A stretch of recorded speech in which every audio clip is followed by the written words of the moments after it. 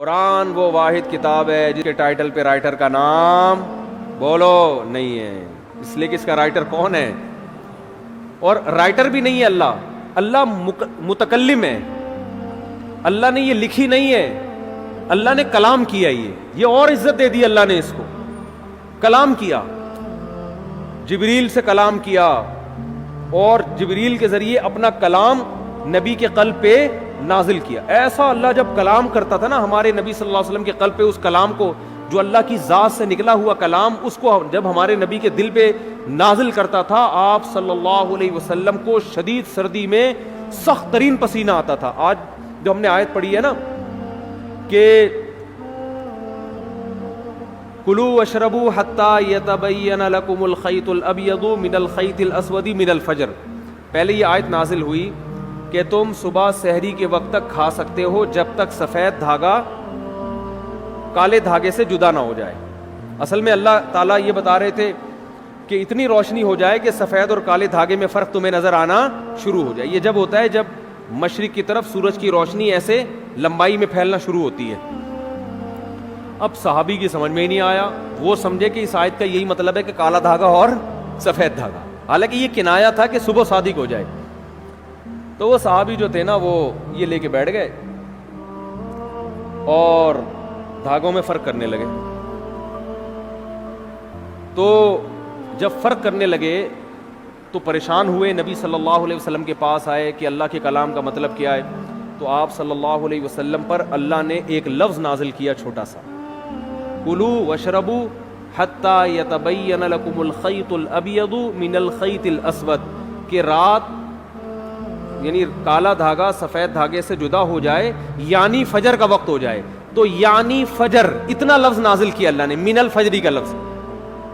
اور امی عائشہ فرماتی ہیں کہ اتنا سا لفظ جب نبی پہ نازل ہوا تو شدید سردی میں آپ صلی اللہ علیہ وسلم کے پسینہ ٹپکنا شروع، ایسے نچڑنا شروع۔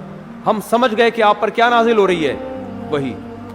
جب آپ صلی اللہ علیہ وسلم نارمل حالت میں آئے تو آپ نے کیا لفظ پڑھا، من الفجر، بس اتنا سا لفظ۔ تو یہ اللہ کا کلام تھا۔ ایک اور دلچسپ واقعہ ہمیں ملتا ہے احادیث میں، قرآن مجید کی آیتیں نازل ہوئیں، لا یستوی القاعدون من المؤمنین، جو مومنین میں پیچھے بیٹھنے والے لوگ ہیں وہ ان کے برابر نہیں ہو رہے جو میدان جہاد میں بولو لڑتے ہیں۔ پیچھے بیٹھنے والے آگے میدان جہاد میں لڑنے والوں کے برابر، بولتے کیوں نہیں یار، کیا ہو گیا، نہیں ہے۔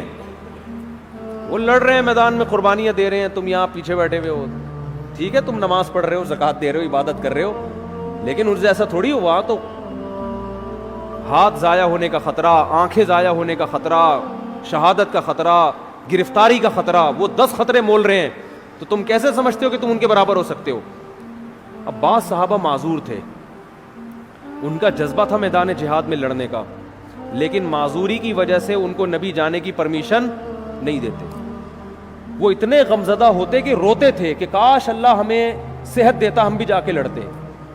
اب جب یہ آیتیں نازل ہوئیں تو ان کا دل تو اور بیٹھ گیا کہ بھئی ہمارا تو بالکل انہی کی طرح لڑنے کا جذبہ ہے، ہمارے بازو میں طاقت نہیں، ہمارے کوئی نابینا تھے، کوئی بیچارے معذور تھے پاؤں سے، کوئی اپاہج تھے، تو ہمیں تو نبی روکتے ہیں، ورنہ ہمارا تو جذبہ ہے، اور اللہ نے کہا کہ تم ان کے برابر نہیں ہو سکتے، جبکہ ہم تو روتے ہیں یہاں بیٹھ کے کاش ہمیں بھی وہاں جانے کا موقع ملتا۔ تو جب یہ نبی صلی اللہ علیہ وسلم کے سامنے صحابہ نے اشکال کیا نا، تو ایک صحابی فرماتے ہیں کہ آپ صلی اللہ علیہ وسلم کی ران مبارک میری ران پر تھی، ران مبارک میری ران پر تھی۔ کہتے ہیں کہ میں نے دیکھا نبی پر وحی کے آثار ظاہر ہونا شروع۔ صحابہ گئے نبی کی خدمت میں، یا رسول اللہ ہم تو معذور ہیں، اور اللہ کہہ رہا ہے لا یستوی القاعدون من المؤمنین والمجاہدون فی سبیل اللہ، پیچھے بیٹھنے والے اللہ کی راہ میں جہاد کرنے والوں کے برابر نہیں ہیں۔